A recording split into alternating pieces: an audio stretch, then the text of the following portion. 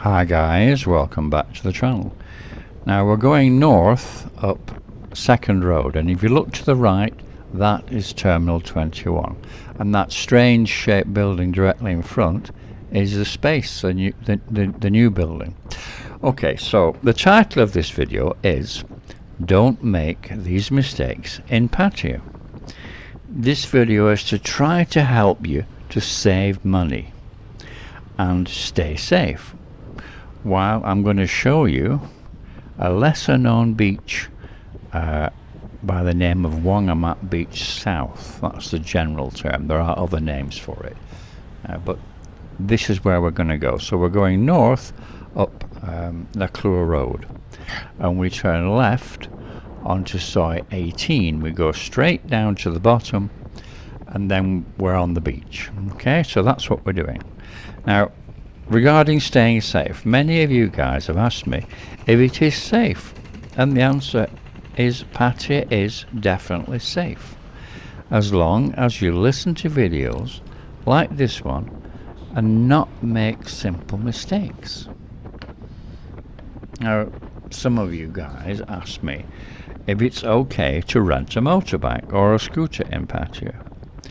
Well, first of all, very few of you guys will actually hold a motorbike license, not a car license, a motorbike license in your own country.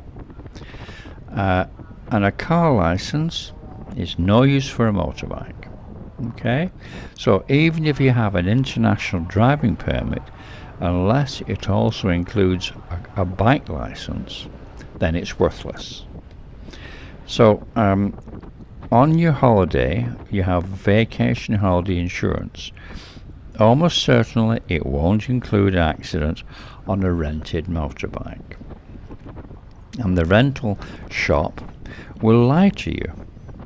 Yeah, they don't care if you have a license, but they will say, oh yes, you can drive a motorbike on a car license here, no problem, because they want your rental money. They don't care. Okay, so they'll lie, and don't listen to them. Also, they'll say the bike is insured. They don't mean proper insurance. What they're referring to is the minimum third-party insurance which you get when you road tax a bike, or a car for that matter. The problem is that some of these bikes are not even road taxed, so you can get, if you get pulled by the police, you really are going to get fined. You're going to get quite heavily fined, even if you have a helmet and everything, you know. So we're coming right down to the bottom of this little alleyway. It's a very small road, and directly in front of you is Wongamat Beach. So we'll pull up on the right there, and then we'll start walking, and I'll take a walk, and I'll show you to the left, and then we'll go to the right as well, and we'll have a look at the beach. Okay, let's have a look.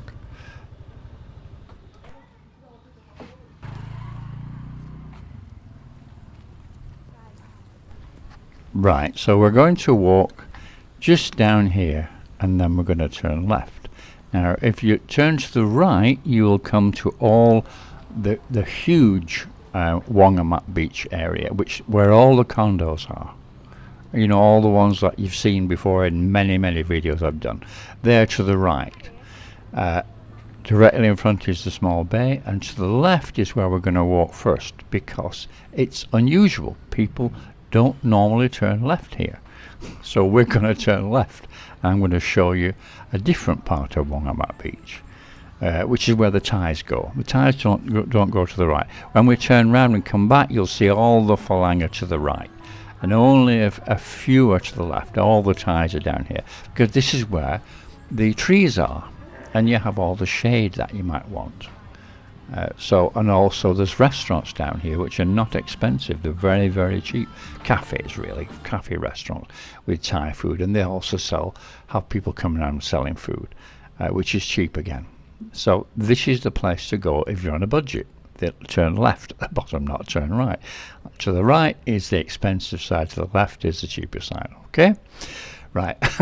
That said, let's just get on with what we're talking about. So the original question was, is it okay to rent a motorbike or not? And I don't think it is. And don't get me started on the appalling standard of driving here. There's no training whatsoever, and about half the people on the road haven't even bothered to get a license. You even see 12-year-old children illegally jump on a motorbike and ride it on the road. I have even seen 3 or 4 children, all about 12 years old, leaving school on a motorbike on the road. I mean, that's the sort of nonsense you get here. Okay, I mean, if no license, no knowledge, no training, nothing, and they're on the road. So the police don't care, because there's no brown envelope in it for them, is there? And then they're surprised at the fact that motorbike deaths, just motorbike, not cars, motorbike deaths in Thailand are running at around about 15,000 people a year, and 70% of them are younger than 23. Now let that sink in.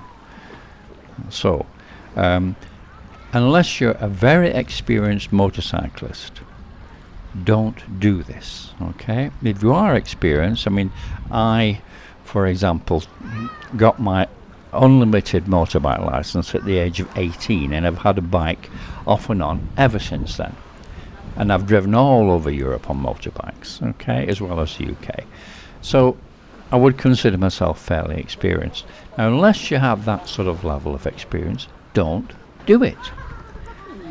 Because even with me, it took me maybe a couple of years to adapt to the fact that the Thais have no rules, okay? None at all. They just do what they want. They're like children on bicycles in a school playground on the road. That's the way they ride the motorbikes, okay? Anyway, going on to what we're saying. So let's talk about something else which is a mistake in Thailand. While we have a little look at the shaded area under the trees. A mistake in Thailand is to get angry for any reason at all. It doesn't matter what happened. Maybe you feel that you got ripped off in either a bar or a go-go. Now these places have bouncers for a reason. And the last thing you must do is get into a heated argument with any Thais ever, because they have a different cultural limit to guys from the West. These are the type of guys who will pull a knife in a fist fight. That's what you're dealing with, and you do not want to get involved in that. So, and it's never a fair fight if you do get involved in that. If there's like 1 or 2 bouncers and a couple of you guys, or even motorbike taxi guys, they'll just call help from bars next door or motorbike stands next door, and it'll end up 5 or more to 1. So never, never, never get involved in a heated argument or a fight. Never. That's absolutely a golden rule, okay? Let's put that one aside. Look at the view there. Nice, isn't it? Nice little area, this one, I think. Okay, let's go on to another mistake. It's a mistake to get so drunk that you don't know what's going on. If people see that you're so drunk that you're incapable of taking care of yourself, they will take advantage of you, either women or men. They will steal from you if they get the chance. Okay?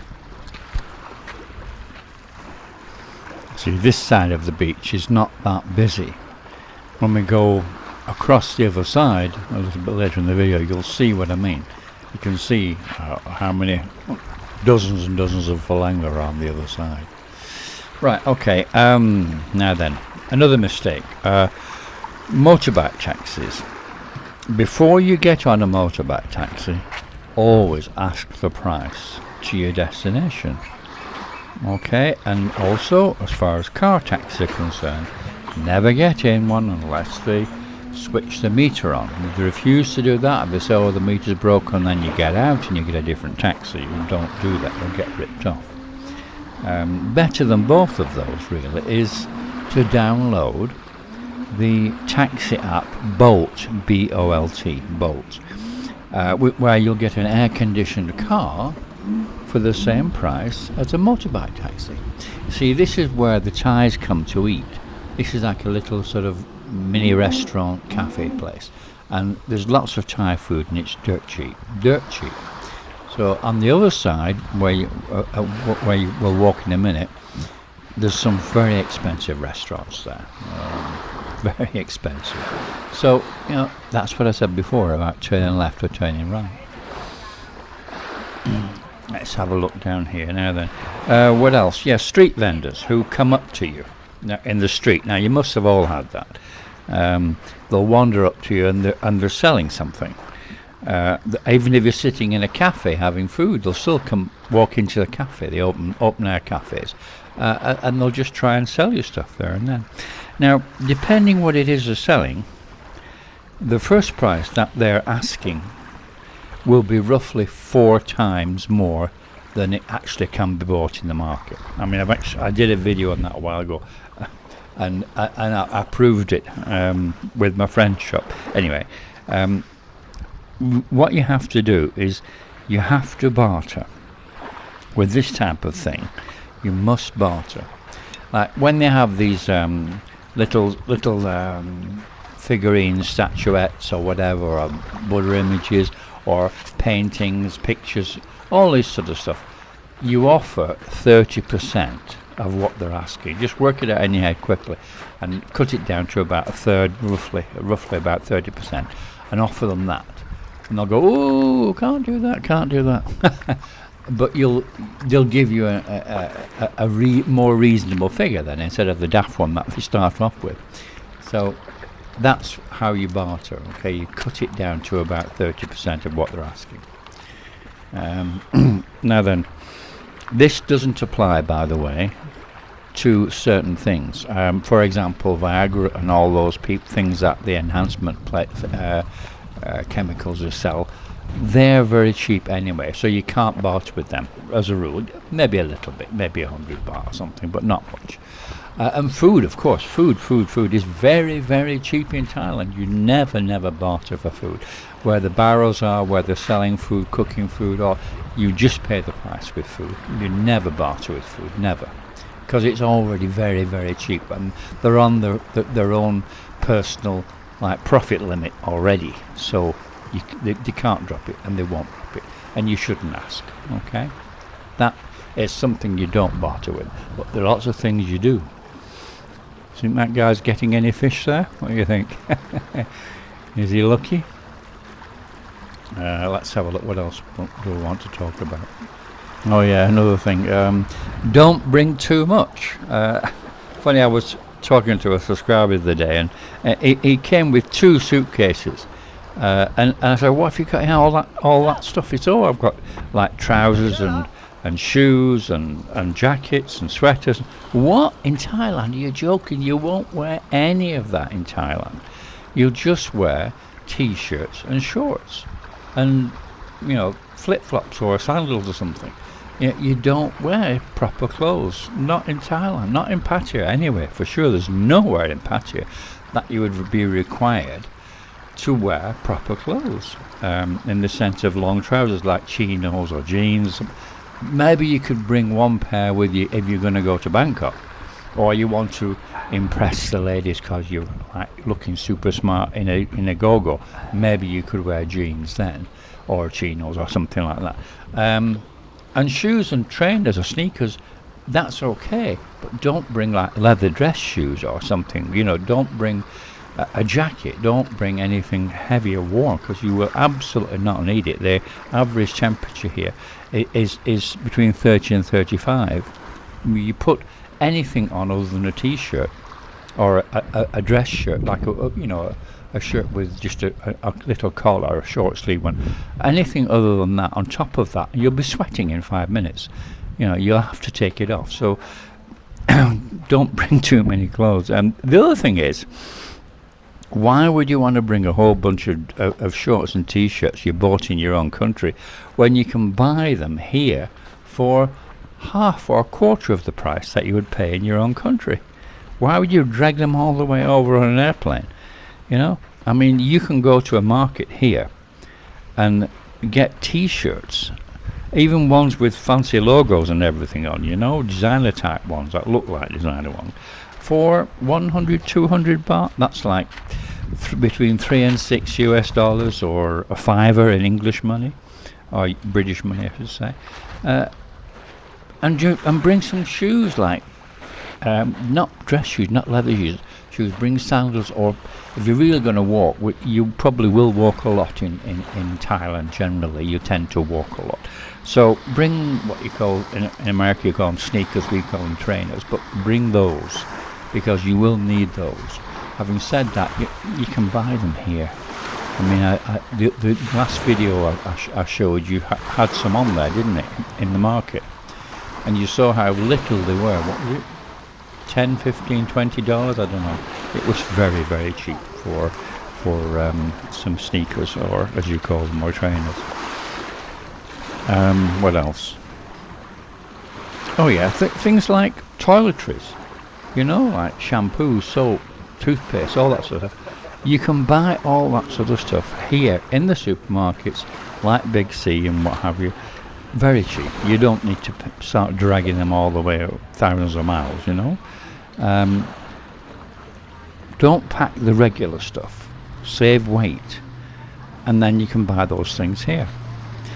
Regarding medication, normal medication like painkillers, antibiotics, things like that, everything is available from any pharmacy here, and you do not need a prescription at all for anything in any pharmacy here, which is wonderful.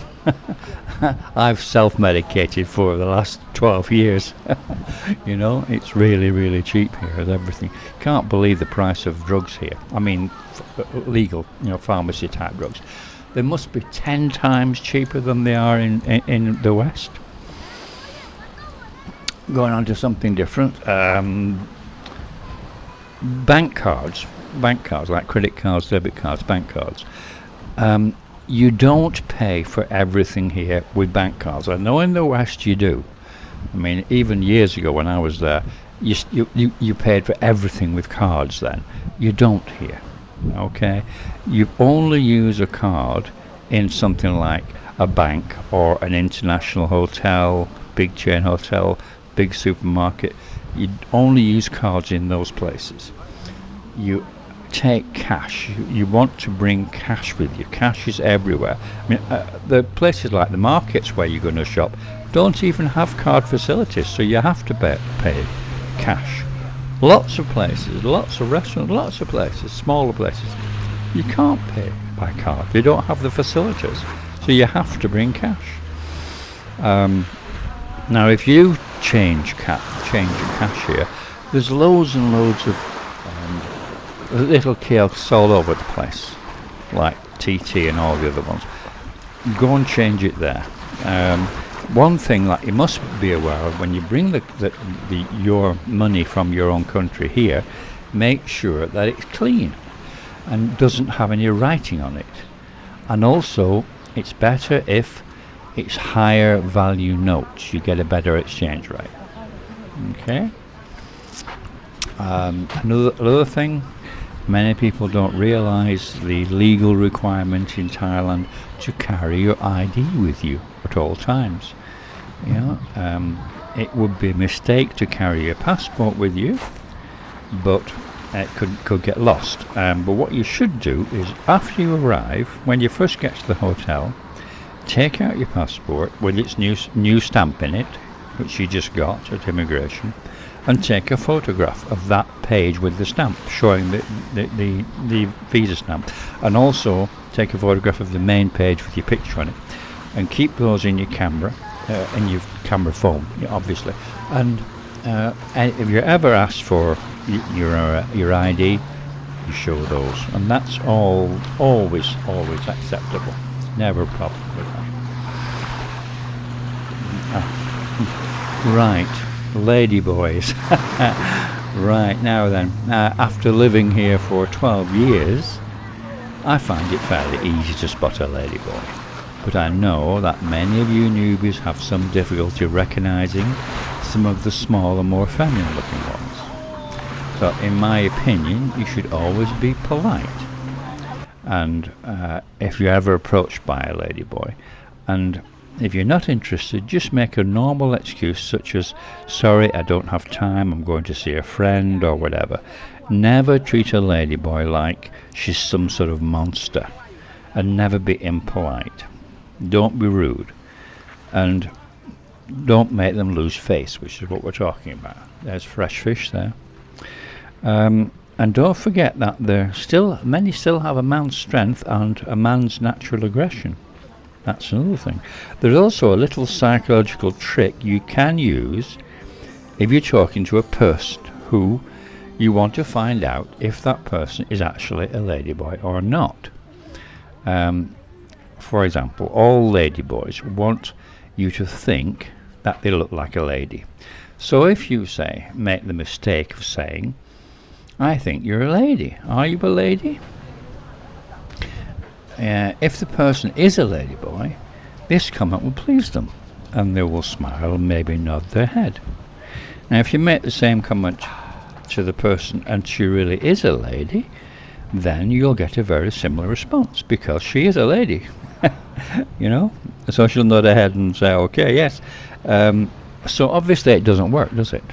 That doesn't work. There's no difference.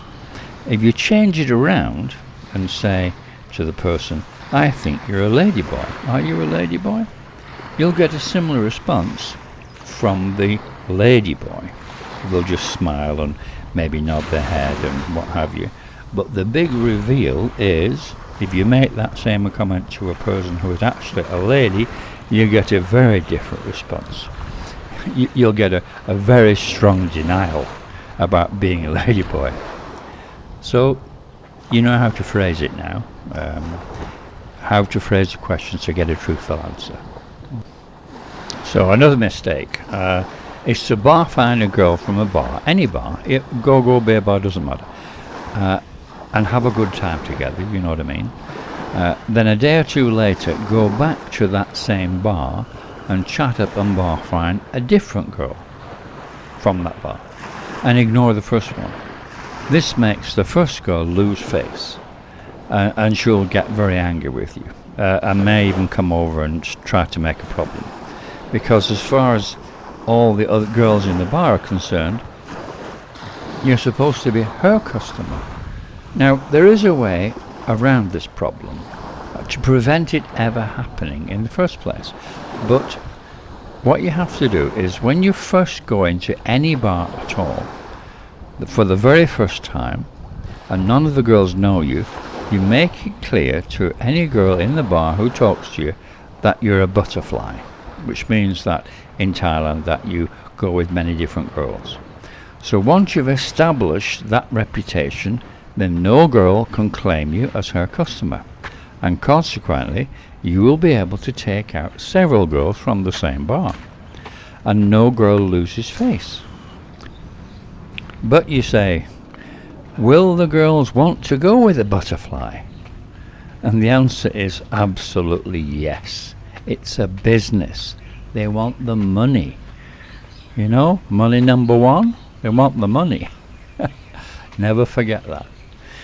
Anyway guys, I'll have to cut it here. I've got more things to tell you, but I'll have to do it in another video. What did you think of that Wongamat beach? Did you notice all the phalang at the other end? I'm sorry I didn't get to walk down there, but there were just too many people in swimming costumes, so I just couldn't walk there. Okay. Yeah. Anyway guys, I hope you enjoyed the video. Please subscribe and like and share and ring the bell, and have a look below, click more where it says Patreon, and have a look at the Patreon channel. Right, thank you very much for watching guys. I shall see you on the next video. You take care, okay?